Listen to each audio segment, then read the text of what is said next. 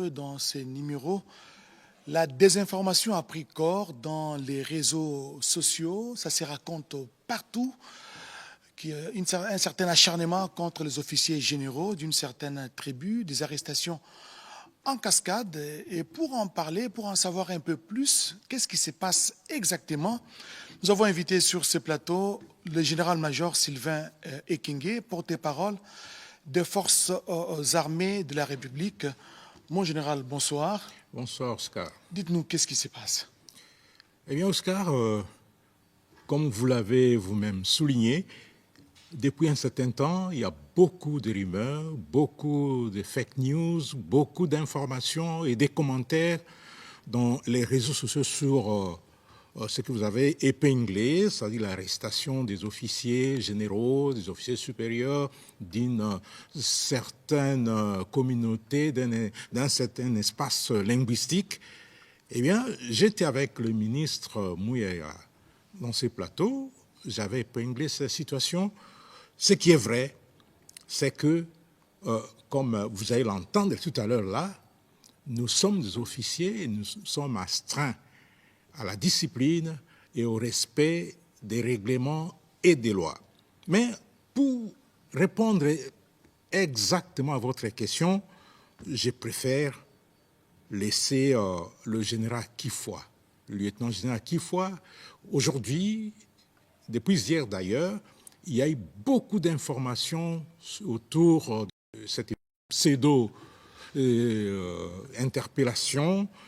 Alors, aujourd'hui, il a été voir le chef d'état-major général et à l'issue de cette visite, il a fait des déclarations. Et la meilleure façon de démentir toutes ces informations, c'est de le laisser parler. Je porte un démenti catégorique par rapport à certaines informations qui sont véhiculées dans les réseaux sociaux. Vous savez que les réseaux sociaux, ce sont des milliers dépourvus de frontières et de censure aussi. Alors, je suis étonné, je suis un homme libre. Je suis venu saluer mon chef, je suis là. Alors, je demande avec véhémence que c'est faux et archi-faux. Tout ce qui est en train d'être véhiculé, soit disant que le général Jean-Claude Kifoua, Tango Tango, est aux arrêts. On m'associe dans un dossier que je ne connais même pas. Alors c'est pour vous dire, l'armée c'est une grande muette. Et on ne peut pas tomber dans des spéculations. Et tous ces gens mal intentionnés qui veulent semer le désordre, créer la division au sein de l'armée, je crois qu'ils n'ont pas de place dans notre corporation. Parce que l'armée, je suis dans l'armée d'abord à titre individuel. C'est pourquoi je me suis engagé dans l'armée, à titre individuel. Et la loi est impersonnelle. Si vous commettez une infraction, on vous poursuit, ce n'est pas la communauté qui est poursuivie. Je suis là, je suis venu, vous pouvez vérifier, vous allez me voir en train de quitter l'état-major. J'étais surpris. Est-ce que par hasard vous n'avez pas les traces non, mais regardez, moi je ne suis pas menotté. Voilà. Et la date est là, le 11 juillet 2025. Donc c'est pour vous dire que c'est faux et que les gens n'attachent pas une importance à toutes ces informations qui n'ont qu'un seul objectif d'essayer de diviser des communautés ou bien d'intoxiquer les militaires. Et après lui, le chef d'état-major général, lui aussi s'est exprimé.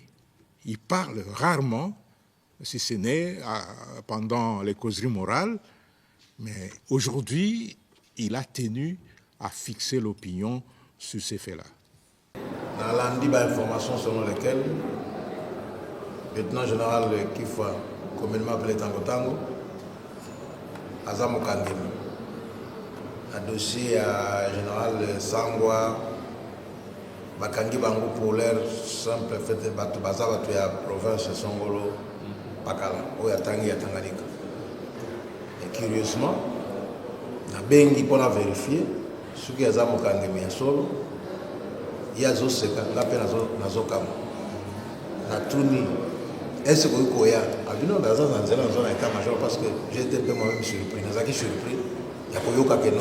Il y a des gens qui sont dans une zone qui est aux autres dans la nini. Ngayoyo.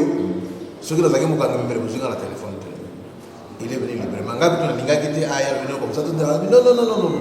Il faut vraiment un bâtiment état-major général. bato batika kokabola armée, bato batika kokabola bakongolais. Oza na mbeba na yo sosali ndima pour répondre yo koko. Soki yo ndeko yo camarade ya moto azalaka ngemi na dossier songolo. Moto mpe bako interpeller ye. Elikolo batiki no aza condamné akosamba. Sima ya kosamba soki mbeba oyo bazo reprocher ezali ya solo bakokanga ye mais soki za solo bakotika ye. Voilà, nous avons suivi les deux interventions. La première du lieutenant-général Kifwa Kambili Tango Tango, qui était supposé être arrêté et interpellé par les services, ce qui n'est pas le cas. Ce sont des déclarations mensongères et des rumeurs qui ont circulé dans les réseaux sociaux. Et vous avez suivi également le chef d'état-major général, le lieutenant-général Jules Banza Mouilambouek, qui a également démenti tout ce qui se raconte. L'objectif, vous l'avez suivi, c'est justement chercher à diviser l'armée qui constitue aujourd'hui un corps, qui est en train de faire face à l'ennemi commun, vous le savez, c'est l'AFC M23 qui est appuyé aujourd'hui par l'armée rwandaise. À moins que vous ayez un autre message, mon général. Oui, Oscar, je tiens à préciser que, comme l'a dit le général Kifwa et le chef d'état-major général, il y a beaucoup de déclarations mensongères, beaucoup de rumeurs infondées qui se passent dans l'espace numérique et surtout au sujet des interpellations des généraux. Et le général Kifwa l'a dit, chacun est entré individuellement comme volontaire dans l'armée. Et l'armée, c'est un monde organisé. L'armée a des lois, l'armée a des principes, l'armée a plusieurs règlements militaires. Et celui qui ne respecte pas ces règlements, en tout cas, il doit avoir des problèmes dans l'armée. Effectivement, s'il y a des interpellations, c'est que chacun, à titre individuel, a posé un acte contraire soit à la loi, soit à la discipline. Et en posant un acte contraire à la loi ou au règlement, le militaire le fait non seulement en âme et conscience, mais aussi, comme je l'ai souligné, à titre individuel. Et il ne pose pas cet acte, et j'insiste là-dessus, au nom d'une quelconque communauté ou au nom d'un quelconque espace linguistique.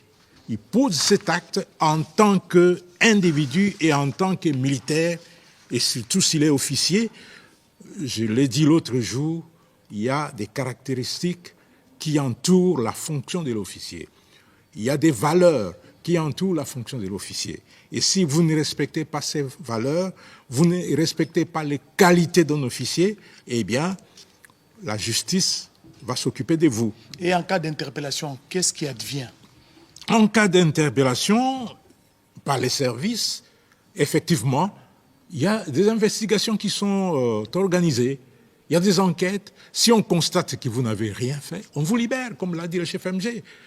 Mais si on constate que les faits commis sont des faits graves, on vous met à la disposition de la justice militaire pour répondre des actes posés conformément à la loi. Et à ce niveau-là, si on constate que vous, pendant l'instruction, vous donnez les éléments de votre défense et ces éléments sont pris en compte, on vous libère. Et si les éléments ne sont pas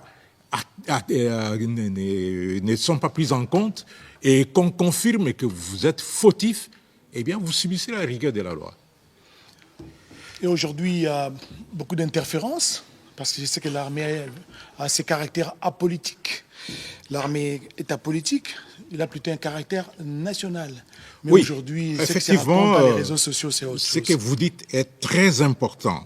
Les forces armées de la République démocratique du Congo ont toujours insisté sur leur caractère national et apolitique. Alors, elles sont sans coloration politique, tribalo-ethnique ou linguistique. Moi, je suis originaire de l'Équateur, mais chez moi, on ne me connaît même pas. On ne me connaît qu'en tant que porte-parole de l'armée, mais il y a beaucoup de gens qui ne connaissent pas que je suis de la Chuapa, je suis d'Ikela. Ça, ce n'est pas ça qui doit caractériser un officier citoyen militaire.